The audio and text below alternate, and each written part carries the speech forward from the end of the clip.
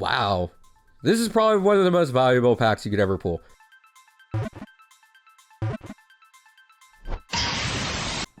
Hello everyone, welcome back to the channel. It's Nathan, it's Lorcana Sunday, and I have 2 scars on the screen.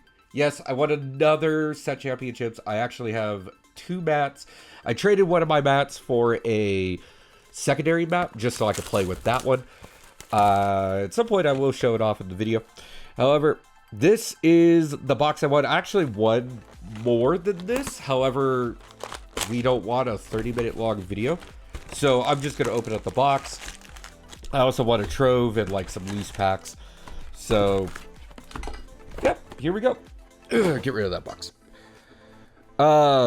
Unfortunately, I did not hit the Enchanted in the last box, even though the chances were high. Silly randos. And I'm going to start this. Now, Cody, in his infinite wisdom, decided to curse me. So I'm assuming my first legendary hit is going to be Hercules, into my second legendary hit being Hades. Yeah. Why he would ever curse me with that type of hit, I don't know. But it's probably going to happen, right? We got a Winnie the Pooh, we got a Stitch, and we got a Baymax Health Chip as our first cold foil. Now, I do prefer left side. I've mentioned this before. I feel left side always has the best hits. It has the highest chance for Enchanted. It didn't really happen last couple boxes that we've done, but meh. So, the deck that I took for this set championships with a double hit, and our first legendary is actually Oswald. I don't know why I'm trying to show off a code card.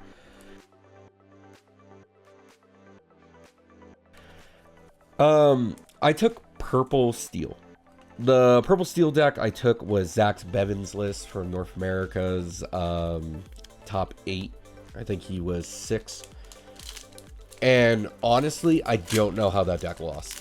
It answers blue-red pretty well. It ran Lawrence's. It ran Along Came Zeus. I love that card to death. It hits locations. It deals 5 damage to anything that it can deal 5 damage to in this game. And fantastic card. You can sing it with rabbits. The reason why I gravitated towards it too as a list is it ran the 4-2 split naturally with, oh wow, that is a hideous double sleeve. 4-2 list with rabbits being the 4 and the genie being the 2. And the more I play with genie, the more I play with rabbits, the more I like the 4-2 split. So, my games were blue-red in the first round. I went 2-1. It wasn't like a clean slaughter, but the 2 wins were absolutely me just running them over. I played against Steel Song in the second round, ran them over. And I played Blurple in the third round and somehow ran that over. Blurple tends to have really high advantages towards other purple decks. And I was supposed to play a 5-rounder, and I was able to draw my last 2 games. Those 2 games would have been Purple Steel and another Diggy Hole deck, so Steel Amber. But yeah, I like I said, I was 3-0-2. My seed went from first seed to second seed. Ooh, our second legendary, and it's god awful. But hello, Genie. All right, 2 legendaries left side. Yeah.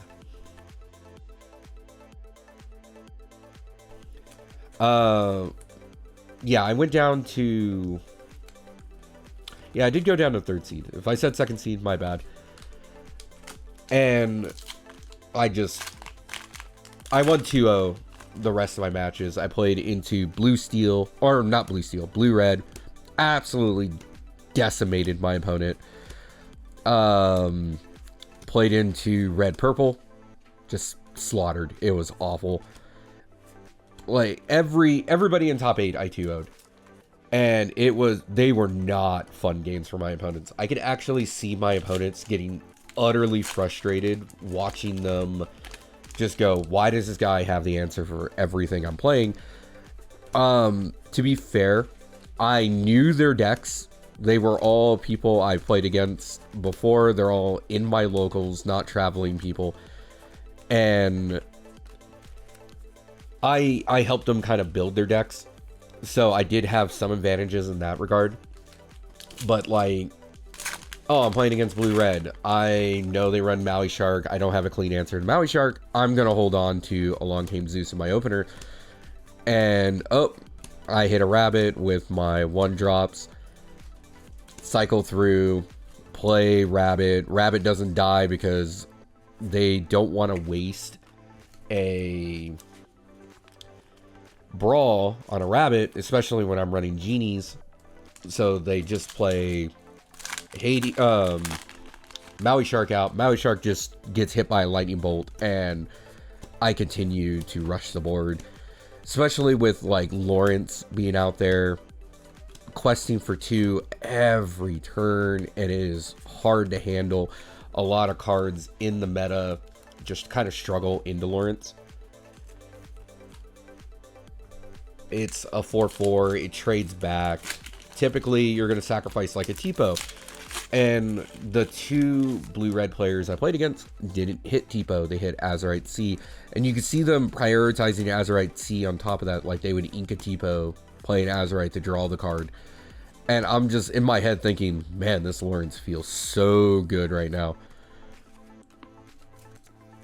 So there is that. One thing I've kind of learned from Purple is your snakes are pretty much free ink. Your foxes are also free ink as well. Yeah, you want to bounce your stuff, especially when you're playing against like blue-red, where you are... Ooh, we got a double hit. But it's double super. Especially when you're running stuff like Pete. If you need to like Pete bounce to try to lock them out, then yeah, you can hold on to like 1 or 2 bounces. But by the time they're getting into be prepared territory, you only need 1 or 2 bounces. You don't need like a full complement of bounces. This set has been a set of just going wide. And Daisy Duck super rare cold foil. You go as wide as humanly possible while making sure you're maintaining like your opponent's board state. Because a lot of times there's times when my Lawrence wouldn't quest and he was just singing Strength or Raging Fire after I played 2 things, and it's just like, okay, well, whatever you just played is dead.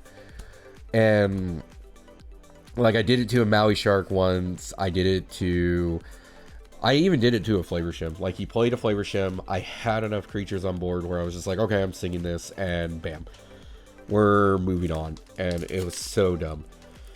Into the Steel Song player, like they would aerial, and I would see that they grabbed Whole New World. I would be like, all right, cool, I play Pete. And they're like, oh, okay, well, I'll wait a turn, and then they'll just develop Robin Hood, and it's just like, cool. They would develop 1-drop Robin Hood, and like setting up for the 5-drop Robin Hood, because they're like, oh, now that I gotta wait a turn, I have this chance to play a 5-drop Robin Hood. And I'll just be like, all right, Strength of Raging Fire. Oh, hey, look, your entire board sucks now. And wow, this is probably one of the most valuable packs you could ever pull. This is a Calhoun and a Genie. Like the only way this is more valuable is the cold foil was like Maui Shark or a cold foil of those 2. All right, and it was just so dumb. Like playing Steel Song, I automatically assumed, because I have a really rough go into Steel Song. I get perfect comboed by Steel Song a lot.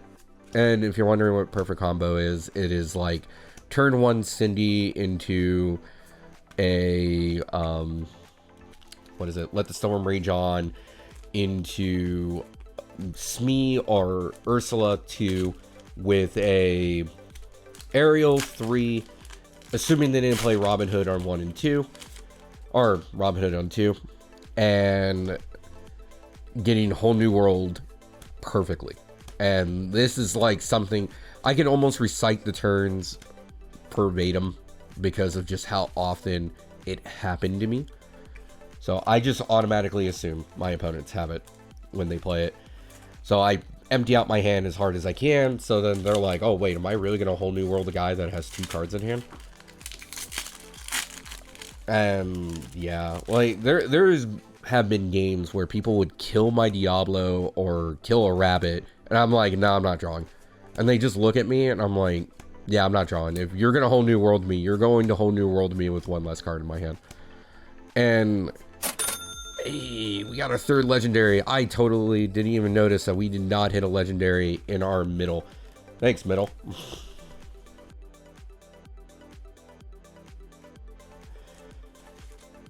To be honest, the legendaries in this box have not been very good. Oswald's kind of a chase card right now because we have a new set coming up, guys.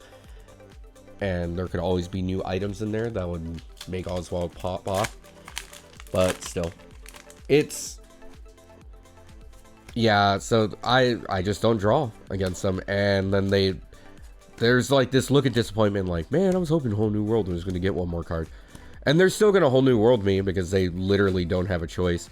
Man, we've hit so many cold foil rares and, well, only 1 cold foil super, but still. All right, we got 4 packs left.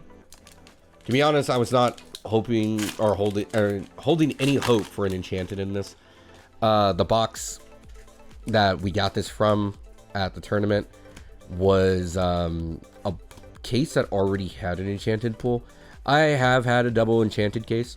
However, I just automatically assumed that will never happen again. So with this is like, oh, hey, cool. Whatever legendaries I get is whatever legendaries I get. Hopefully a Maui Shark, so this box feels way better. Because I think those scars are like 43 bucks. The mats are like a little over 100 right now. So... and, well, the tournament only cost me like 20 bucks. Based on what I've hit, I've already made that back. No. Alright, 2 packs left. So, with that being said, like, the Diggy Hole deck has a problem because even if they're running the Cindy combo of that and let the Storm Rage on, they don't want to do it to Diablo because the Diablo is such an, like, oh, please kill me. He'll get a better card out of me. And since I do not prioritize our 4th legendary, these are like some of the worst legendaries. Thankfully, none of them are Hercules and Hades.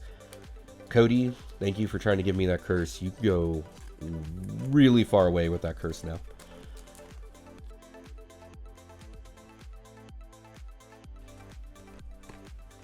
Alright, with our last pack, guys, my impressions of the set championship, purple's insane.